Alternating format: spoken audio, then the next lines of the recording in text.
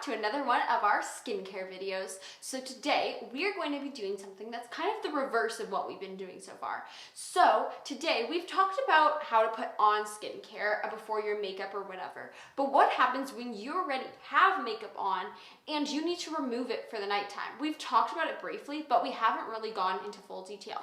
So today that's what we're going to be doing. We're going to be sharing with you a step routine for what happens after you already have a full face of makeup on and you want to remove it for the nighttime. So let's get started. The first thing we're going to grab is some makeup wipes. We always like to start off with makeup wipes as like the first layer of skincare. It's not really skincare, but it's just a great way to get started to remove a lot of the makeup. So Karina currently has on quite a bit of makeup. She has on concealer, eyeshadow, mascara, just quite a bit. So we're going to first remove the first layer of this with this charcoal black makeup wipe.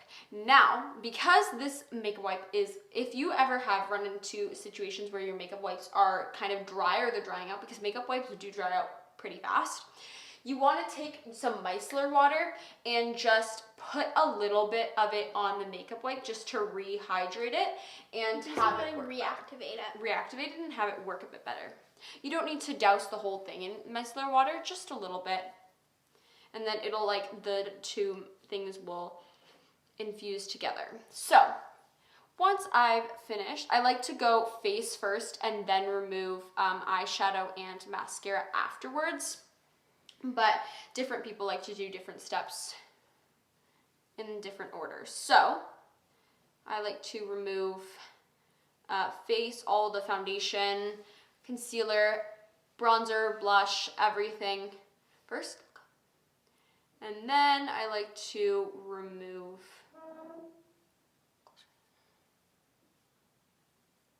everything after that.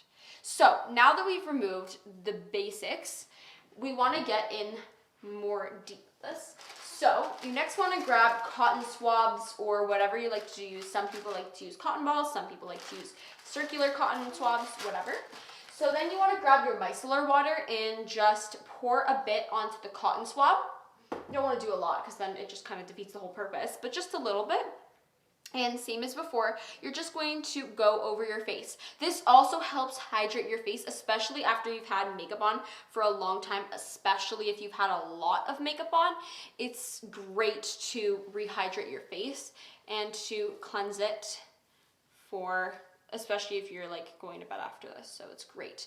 As you can see, we've gotten off quite a bit, and we're going to continue removing that. So then, once we've gotten as much as we can with the micellar water and the cotton swab,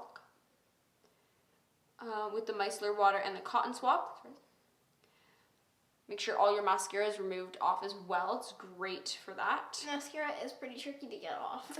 So you want to go first, I like to go down with your eyes closed to try and get all that mascara off, and then obviously it'll stay under your eyes, so you want to look up so you can get the rest that fell underneath your eyes when you wiped off the rest. So once I'm done with my cotton swab, I'm then going to take some face wash. Now obviously we can't wash our face here because there is no water here, but you want to take any face wash and wash your face just as you normally would to get off anything else that might be on there, especially if you had a really heavy makeup look, and just to revitalize your face.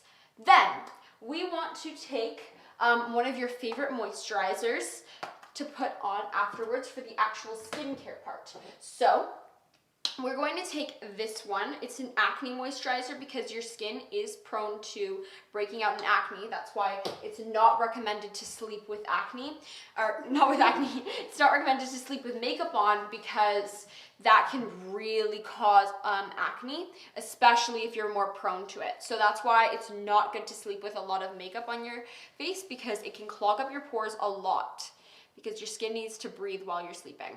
So that's why it's always good to take off your makeup if possible. Try to take off your makeup before, as quickly as you can.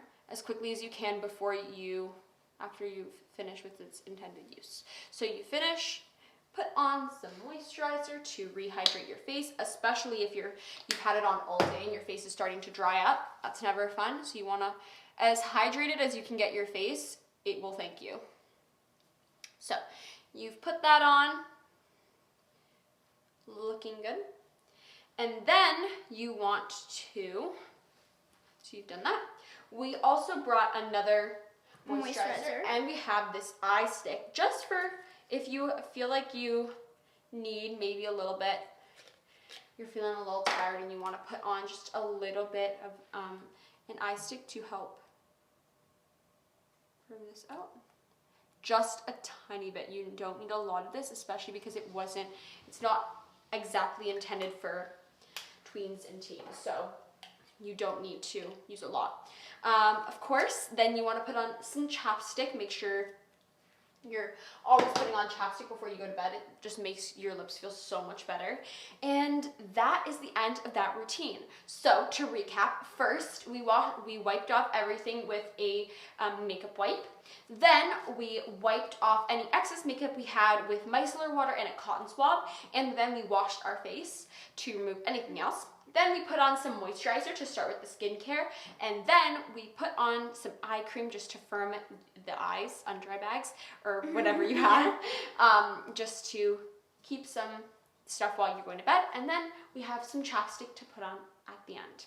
We hope that you enjoyed this video, and if you did, make sure to leave a like and subscribe, and we'll see you in the next one.